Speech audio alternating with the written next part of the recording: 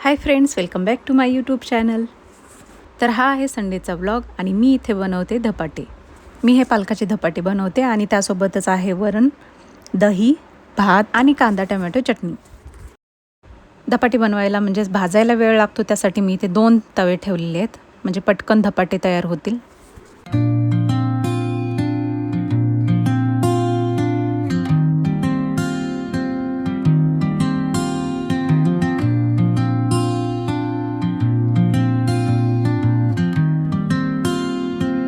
धपाटे बनवून तयार आहेत आणि आता बनवायची आहे कांदा टमॅटोची चटणी.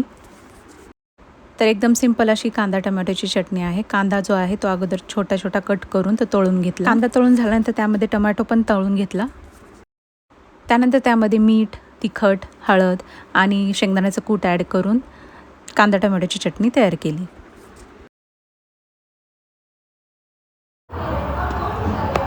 तर आजचा मेनू आहे धपाटे, टोमॅटो चटणी, जवसाची चटणी, दही, वरण आणि भात.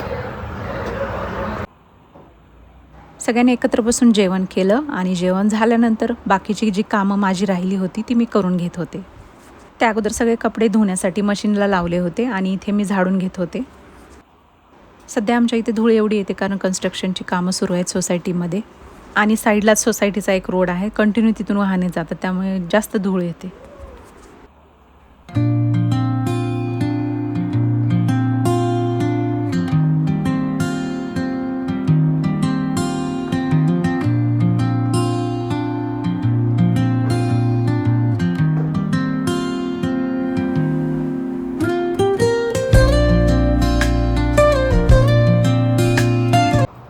सगळ्या रूम झाडून पुसून झाल्यानंतर नंबर आला तो भांड्यांचा.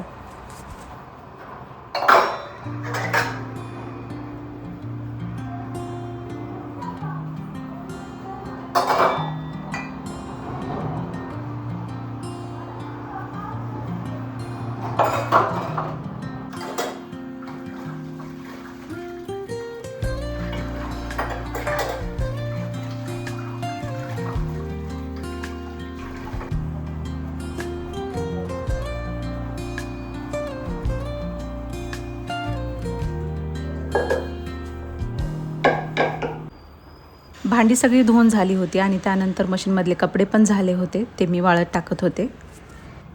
तर इथे मी एक दोरी बांधलेली आहे आणि मशीनच्या वरती पण दोरी आहे. कपड्यांसाठी मी स्टँड घेतलं नाही कारण बाल्कनीमध्ये जागा कमी आहे, त्यात आणखी झुला आहे, त्यामुळे स्टँड बसणारच नाही बाल्कनीमध्ये, म्हणून मी घेतलंच नाही.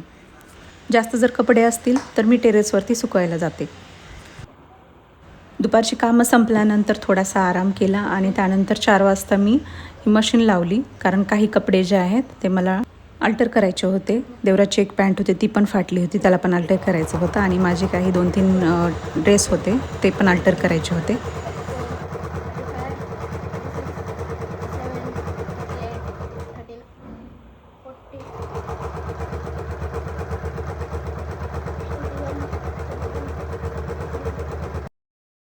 आता ही जी मशीन आहे ही मशीन मी घेऊन 10-12 वर्ष झाले. अगोदरचं जे घर होतं आमचं ते छोटं होतं, तर मोठी मशीन घेऊन ठेवायला तिथे जागा नव्हती, त्यामुळे मी ही छोटी मशीन घेतली. घरगुती कपडे आपले जे आहेत ते शिलाईसाठी एकदम ही चांगली मशीन आहे. यामध्ये पिको फॉल पण करू शकतो आपण. रेग्युलर वापरत नाही ही मशीन, कधीतरी काही अल्टर करायचं असेल तरच ही मशीन वापरते मी.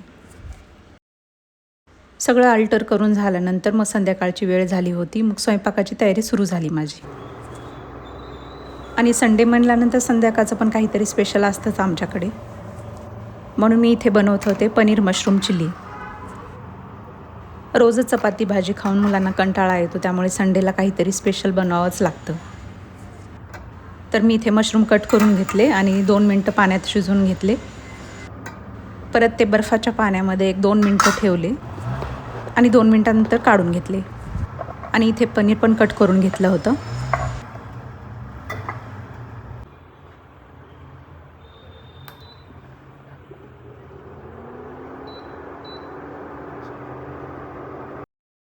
आणि पनीरला कॉर्नफ्लॉवरमध्ये मिक्स करून ते तळून घेत होते.